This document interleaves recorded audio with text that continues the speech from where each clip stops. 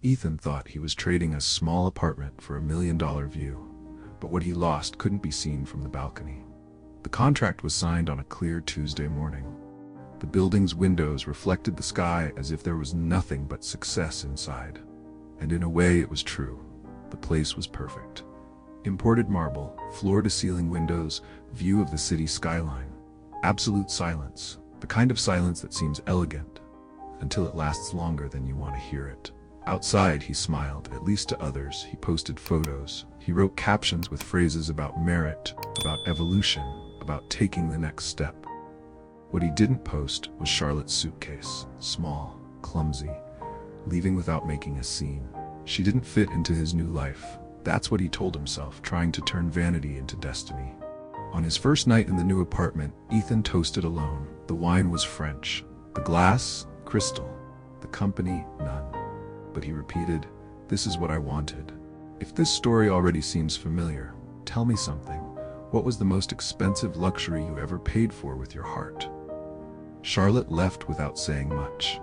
Not out of pride, but because she had already said enough and been ignored every time she tried to make us a priority in his life. She left a simple note, attached with a magnet to the new refrigerator. It's not the apartment that became too big. It was the space between us that became empty. Ethan read the sentence 3 times before throwing it away. Or he thought he had thrown it away. Because even without the paper, those words began to echo within the walls, as if the silence of the apartment now had a voice. In the early days, he tried to fill everything with his presence. He bought new furniture, he hired a decorator, he welcomed friends, he laughed loudly. But every time the door closed, he realized that the apartment wasn't big, it was hollow. On the following nights, the lights stayed on late, even without visitors. Ethan said it was insomnia, but it wasn't. It was emptiness. One of those early mornings, he opened Charlotte's Instagram. She hadn't posted anything in days, just a saved story with one sentence. "There are places that shine but don't warm." And then he understood. She hadn't left the space. She had left the feeling of being invisible, even though she was loved with words. Luxury bought everything except presence. Ethan began to notice the emptiness in the details. A pair of slippers that were no longer tripped over on the way to the bathroom.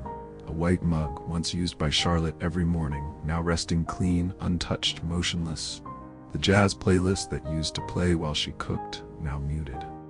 He tried to deny it for a while, repeating to himself that it was a phase, that it was part of the price of growing up, of evolving, of being successful. But success didn't respond to messages. It didn't even sit across the table. One night, when he came home from work early, he found the entire apartment in darkness. The city glowed through the windows, but inside there was only gloom and the sound of a refrigerator that seemed to breathe on its own. He served himself a ready-made meal, sat down at the kitchen island, and looked at the empty chair in front of him. That's when he noticed. He had started to set 2 plates, instinctively. As if part of him still expected Charlotte to walk through the door and say that it was all a misunderstanding, that they were just taking a break, that love could withstand one more neutral decor, one more expensive glass, one more absence disguised as ambition. But she didn't come in. And that night, for the first time, he couldn't finish his meal. Loneliness has a metallic taste, and sometimes it comes seasoned with regret.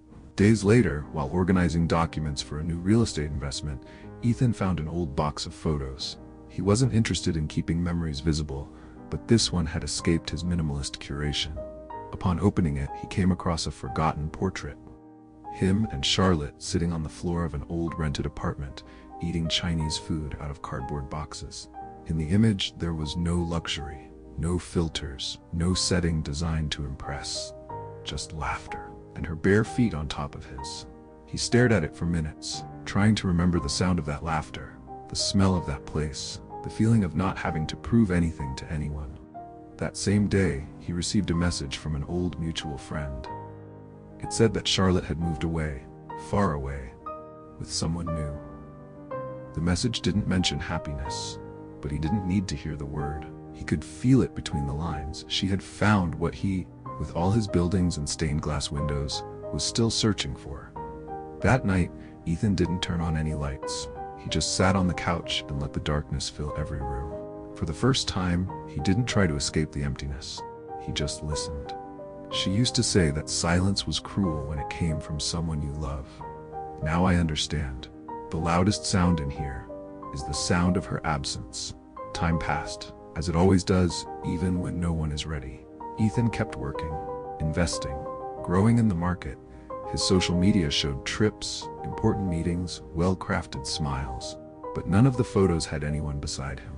He started frequenting expensive restaurants, always at night, always alone. He would ask for a table for two, out of habit or superstition. He would tell the waiter that the other person was on their way, but no one ever arrived. And after dessert, he would leave as he had entered, accompanied only by his own shadow.